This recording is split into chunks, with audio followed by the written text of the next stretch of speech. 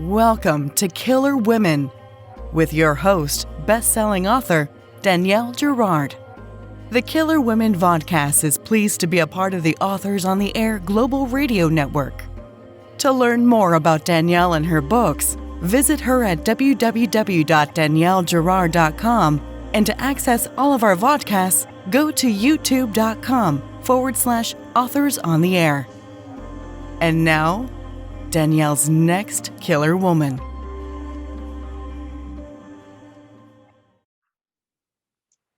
Hello, and welcome to Killer Women Podcast, a proud member of the Authors on the Air Global Network.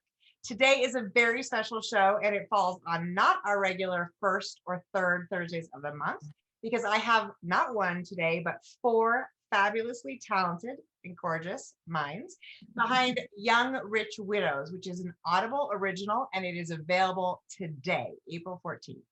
So our four fabulous authors are: first, Kimberly Belle is the USA Today and internationally best-selling author of 7 novels, including her latest, My Darling Husband.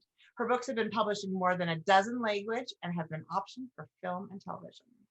Our second fabulous lady is Layne Fargo, the author of the novels They Never Learn and Temper, and co-creator of the Unlikable Female Characters podcast on LitHub Radio. Layne lives in Chicago with her partner and their pets.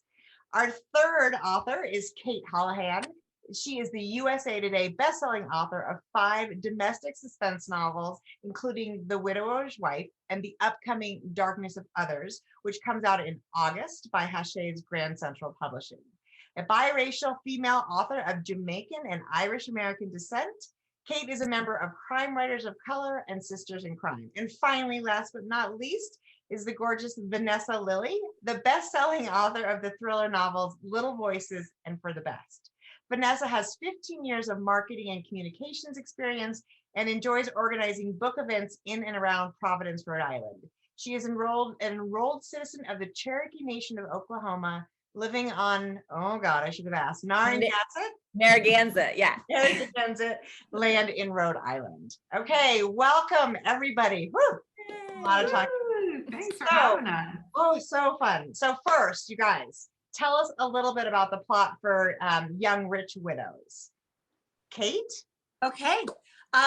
So we love this, but we spent a lot of time plotting out all these pieces. It stars these 4 women who are all very different, but what they're united by is their partners are all partners in a law firm, and their private plane explodes. And what they find is that there's a lot of shady dealings that were going on that they were ignorant of, and that then threaten their lives. And so they have to figure things out in order to save their butts, and also save the law firm and their livelihood, and eventually a good part of Rhode Island. I love it. That's so fun. And it is wonderful. You guys, I haven't gotten to hear it, so I'm sure the voices will add so much, but I read it and it was a one sitting read. I just flipped through it. I loved all 4 characters. It was super fun. So, but this is an Audible original project, so a little different than a regular book. And can you tell our readers what that means, Layne? Yeah, so this is an audio first project, which I think was all of our first experiences with that. And it'll be available exclusively on Audible. So if you have a subscription, you don't even have to use one of your credits. It's included in Audible's catalog. And we definitely wanted to bring out the differences in all 4 voices. And there are 4 different actresses who are playing each of our characters, which was so fun. We got to listen to clips of them and choose the people who sounded the most like our characters. Yeah, does that about sum it up? That's so fun. I didn't even think about the actresses part. Well, what was that like? Did you guys get to choose your individual person? Everybody got to listen to different audio auditions, huh?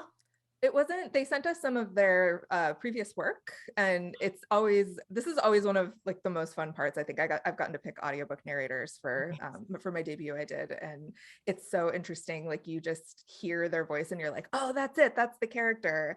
And we ended up with 4 women who sound completely different. Like there's such great variety on the audiobook, and I couldn't be happier with their performances. And I think we got our first choices too, right? We did, yeah. Yeah. I got our first choices. And obviously 4 very different women, because that is exactly what we have in the book, which is so wonderful. And so how did the project come to be, Vanessa? How did the Young Rich Widows, where did it come from? Yeah, so I was talking to my agent about kind of ideas. So I was like, what should I do next? And she was saying, well, YA is really big right now. And she's like, oh, and people are really doing these audiobooks, and they're about 20,000 words. So that's about a quarter of a normal book. So it's a short story essentially, but I'd never written a short story. And I didn't think it was time for me to learn how terrible I was going to be at that. And I was like, well, I actually have an idea, because I'd had it for a while. My husband is a lawyer. And when he made partner at his law firm, he just sort of like casually mentioned to me that he and his other partners can't really travel together anymore, because if like the plane goes down or they get in a car wreck, the law firm would then be handed over to, at the time it was all male partners, there's female now, but the wives. And I was like, that's so weird. And it just, being a writer, it just like stuck in my head. And so I had this idea that wouldn't it be fascinating for that scenario to play out? But I thought, but it would be really cool if I could write with other people, and like very particularly, so it could be fun. I think especially when you're writing thrillers, it's just like, it's exhausting. I mean, you're just like putting this character who you're making, you spend so much time with, just like through the ringer, and it can be a lot. And so I just thought, God, can writing be fun? Like I want to write a thriller, but I want to like laugh and have a good time. And I love group projects, which I think is not something everyone would say, but I do. And so I just thought, all right, let me ask some people who I was lucky enough to meet at conferences. So I knew we had a good rapport, and I loved their writing most particularly. And I was like, and let's just kind of see what happens. And honestly, all 3 of them were excited about the idea. And we just kind of started like emailing ideas, what we kind of wanted to do. And it gelled so quickly that I think we all figured out, oh, wow, this was a good idea. And the pandemic made it probably so special to have people to work with, because we've all been so isolated. So it does sound so fun. Well, okay. So Kimberly, what was it like to write together? How did it work? How did you guys sort of parse it out? Well, it was hands down the easiest book I've ever written, and also the most fun, because like Vanessa said, we really gelled, and we figured out really quickly kind of what our story was going to be like. And so we would have these, and like you said, in the middle of the pandemic, we would have these like day-long Zooms where we would talk about, okay, we just hammered out our plot and kind of figured out our schedule. And then we went just like kind of plowed through the story really, really fast. But we have strengths that kind of fill each other's,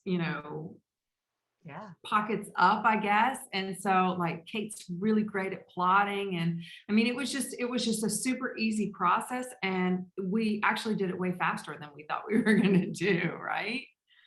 So a question, did you like write a chapter? You each wrote your own women, and then did you send them to each other to kind of edit and so we would kind of do like our 4 chapters. We thought about going round robin, but that was going to take so long. So we said, okay, we're going to do our chapters, chapter 1, 2, 3, and 4. And then we would do that for a week, and then we'd come back together, have like a Zoom where we talk through those chapters. We'd kind of bounce them back and forth beforehand, but there were always things we needed to discuss. And then we would talk about what our next 4 chapters, where we would kind of start them and leave off. And then we would go back to our corners and write our next chapters, and then repeat until the end. And it was a super easy and fun process, and super collaborative, which, you're a writer, you sit in that room all by yourself all day long. And if you run into a roadblock, you have to figure it out yourself. But this was super easy. We would just text or email and be like, hey, what do you guys think? Right. And so it was just way easier to unknot all the plot knots that you come across when you're writing. Did you want to add something, Cate? It looked like Yeah, I was just going to say that it's like being in a writer's room where you can sit Yeah. there and go, okay, how do we, make this character's growth more pronounced, and how do we and the immediacy of it was so wonderful, because usually, we write and then you send it to your agent, and then maybe your agent gives you some notes, and then you send it to your editor, and it's this, and often there's like these, months of kind of nail biting where you're hoping that people like it and so to be able to write something and then that weekend know that we were going to get this real-time feedback from all these like smart, accomplished female writers, it was thrilling. It was great. It does make me think, why don't we have a writer's room? Why don't we get together and write, like, even if we're writing our own books, we should have those, get together and we're so much smarter if there's I love that idea. Let's do it. I'm thinking about my next story, so I need some help. I love it. I'm available anytime, all day Zoom. That's so smart.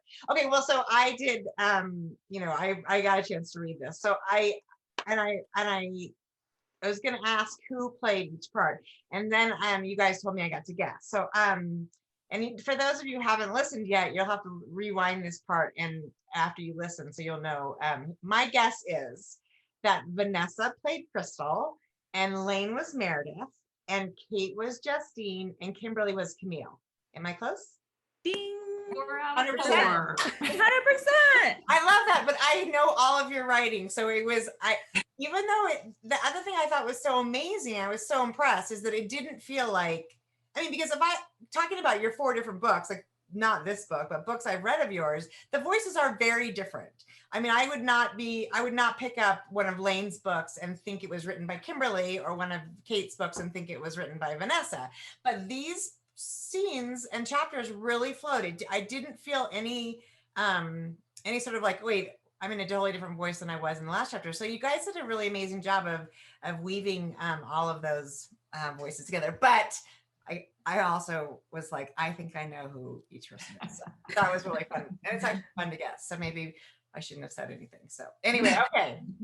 Okay, so now let's talk about, this book is set in the 80s, which is, I don't know, I'm a little maybe older than most of you guys, but that was like the heyday for me, right? Like I turned 10 in 1980. So that was like my decade. So that was super fun and unusual. What inspired the 80s, and what was it like to go back to the shoulder pad days?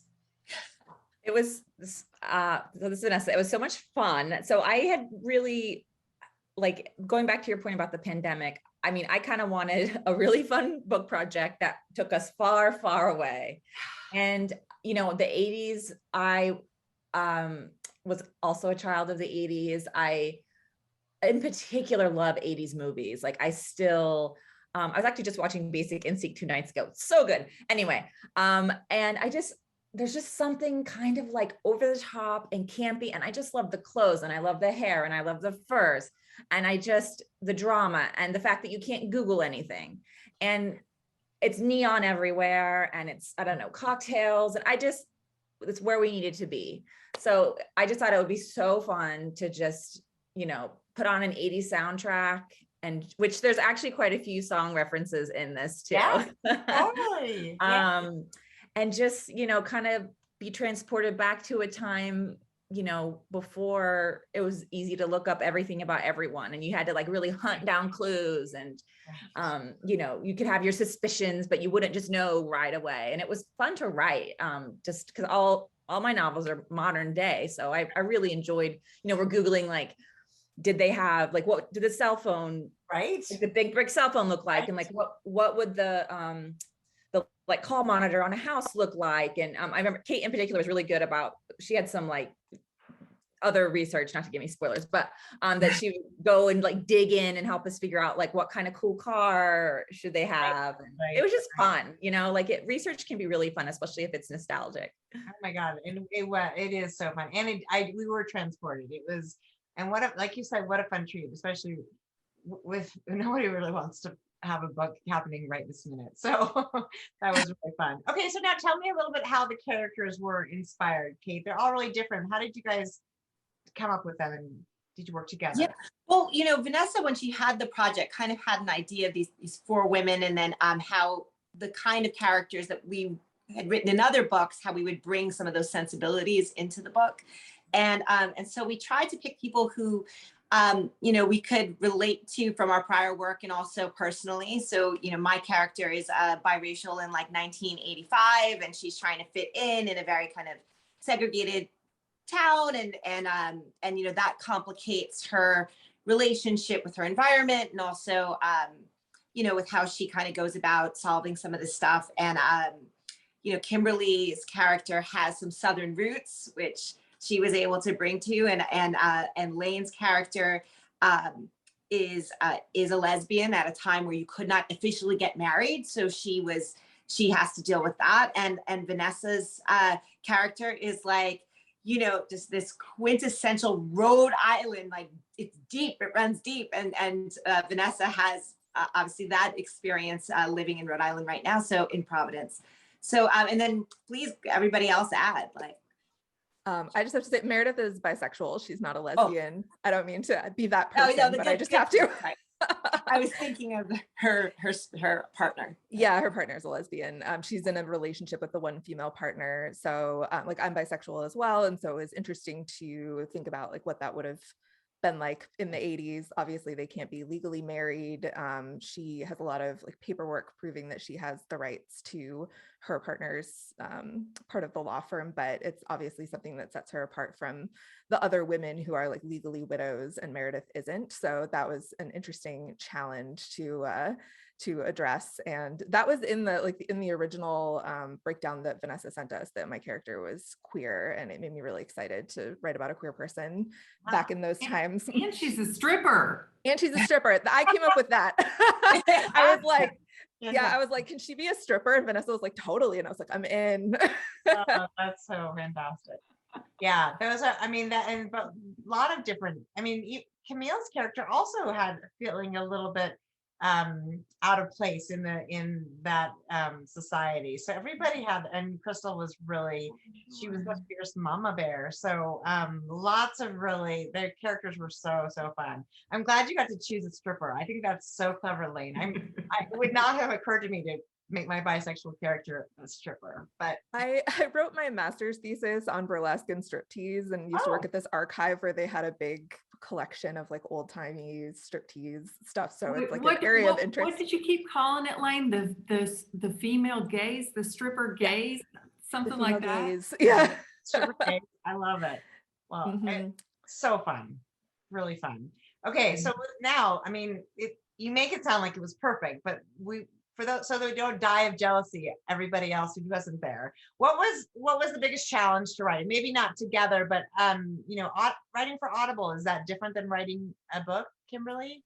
Yeah, well, first of all, we talked before about how our characters all sounded very different. Their voice was very different. So that was something that we went in knowing that we wanted to be like, as soon as they started talking, or especially in the dialogues, that they sounded very different. So that, because 4 female narrators, right, we wanted them to be distinctive, their voices. The other thing that we didn't know going in, but we found out in edits was, they like split dialogue. So if you say, a piece of dialogue and then you split it with an action beat, he put down the cup or she put down the cup or whatever, and then you have more dialogue. They were like, no, we can't do that because that, interrupts the flow of the dialogue. So we really had to think about how we were going to position our, our internalizations versus our actual chunks of dialogue. And this is not a scripted, Audible is doing a lot of scripted ones where it really, like, you hear the characters and it reads like a movie script. This isn't that, but we did have to make some adjustments as we were going through edits so that it would be sound better on audio. That's so interesting. I would never have thought about that. So Us either. Did you put the cup down, or you just had to do it after the dialogue? Yeah, or before, or, forget the cup, whatever. The cup goes out the window and they're just speaking. There's the sound effects. I know, like, I listened to one recently that was more scripted, and the sound effects were really interesting. It's I was like, wait, does not sound like it's different than listening to an audiobook. It's a very different experience. It's fun. The one I listened to recently. So I think that's a very different but neat part of this whole process. But I can imagine, yeah, that is weird. Okay, so Layne, what is next for the foursome? Is there Young Rich Widows too? We can't say anything official. I'll just say we have a lot of great ideas for these four ladies. We have big plans. We would love to take them into the 90s and beyond. And beyond. Yeah. And we love working together. So just keep your fingers crossed. Hopefully we'll have something to announce eventually. Absolutely. Four, I can imagine in the 2000s, four little old ladies. Young Rich Golden Girls. Yeah. Yes, Young Rich Golden Girls. That is a brilliant idea. Okay. You guys can take that a long way. I love it. Okay. So now that we've talked about Young Rich Widows, you also 4 individual authors with your own individual publishing career. So tell us, what is the most recent book? What's happening? Layne, let's start with you. What's going on in the Layne Fargo world? So my most recent book is They Never Learn, which came out in October 2020, and it is about a female serial killer who hunts rapists on the college campus. Fabulous. She teaches. Yeah. So good. That was a lot of fun to write too. And I'm still in the drafting phase for what will hopefully be my 3rd book. So I'm going to keep that close to the chest right now. But I am working on another Audible project actually with 2 of my agent sisters, Megan Collins and Hallie Sutton. And it is going to be one of these fully scripted ones. It's going to be like divided into episodes. So more of a narrative podcast kind of thing, but it's about a Britney Spears-esque pop star who disappears at a music festival where she's supposed to be making her big comeback, and then the women around her are investigating, trying to figure out what actually happened. And we are we're in the planning phase now, and we're having, again, it's just so fun to write with people. Like, why do we write alone all the time? I agree. What are we thinking? We have no idea. Kimberly, I just had you on the show recently, so tell us about your latest book. If you missed the episode with Kimberly. Yeah, so my latest is My Darling Husband. It came out in paperback early March, and it is about a home invasion, a woman who's coming home and 2 kids on the back seat and doesn't see the man in the garage with a mask and a gun, and he forces his way into her home and basically holds them for ransom while her husband scrambles to pull together the ransom money. You should go back and watch that episode because there's lots more really interesting stuff about My Darling Husband, and that was a fabulous book as well. So Vanessa, tell us what's going on with you. Yeah, so my most recent book was For the Best, and the one before that is Little Voices, and both are set in Providence, Rhode Island, where I live. They're both thrillers and deal with complicated women going through some stuff. The first one, postpartum mom, and the second one, pretty serious alcohol problem and sort of a exploration of like white female privilege. But fun. They're fabulous. Those are both fabulous books. But fun. Little Voices and For the Best. Yes. And right now I'm actually on submission. I have a new book that I'm hoping someone will buy. So, fingers crossed. Fingers crossed. That's so exciting. Okay. Cate, tell us, what are you up to? So my last one that came out was Her 3 Lives, which was actually also about it starts off with a home invasion, and then it's 2 people who, in an effort to protect themselves, fill their home with cameras and start to kind of be gaslit by what they see on the video, and it undermines their relationship. And then my next one is The Darkness of Others, which I think comes out August. When? August. I should probably know that date. And that one actually takes place during the pandemic. It's about a family who's their best friends and neighbors. The husband is killed and the wife goes missing, presumably ran off after killing her husband. And her best friend is determined to find her and prove that she didn't do it. And in the interim, also takes on a renter to kind of defray some of their costs, and cannot kick her out when she starts to think she had something to do with the murder because of the eviction moratorium. Oh, wow. Okay. So, I need, Cate, we need to talk. I have to get you, we'll have to get it. I want a copy of this book so we can talk about it closer to your pub date. That's really exciting. And well, you guys, again, Young Rich Widows, you have lots of books to take away from this. So you can look up all of these ladies. Tell us where you can be found online. Layne? My website is laynefargo.com, and I'm on Instagram and Twitter more often than I should be at Layne Fargo. Fantastic. Kimberly, what about you? I'm on all the socials, all of them, entirely way too much. But you can find all the links to those at kimberlybellbooks.com. Perfect. And Vanessa? So I'm also VanessaLillie.com, and my last name is spelled a little weird. It's Lillie. I'm always on Instagram, which is also a problem for me. And I actually have a little IG live show Mondays around 9 p.m. Eastern, where I chat with authors the night before their book comes out, and we have a lot of fun. And it's usually a giveaway. They are fun. So fun. That is totally true and really fun. And Cate, where do we find you? I'm at CateHolahan.com, CATE, and then Hollahan, HOLAHAN.com, and on Instagram and Facebook. Not so much Twitter, unless I'm retweeting or liking other people's tweets. Yeah, Twitter scares me, but the rest of it. It's because we have to be succinct. I'm not good at succinct. That's a problem. Yeah. Again, you guys, that Young Rich Widows is available today, April 14th. Head over to audible.com and check it out. It's so fun. And you can reach me at my website, www.daniellegirard.com.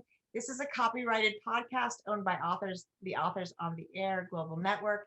Thank you, ladies, so much for joining me today. So much fun, and I'm so excited for you guys. Thank you. Thank you for having me.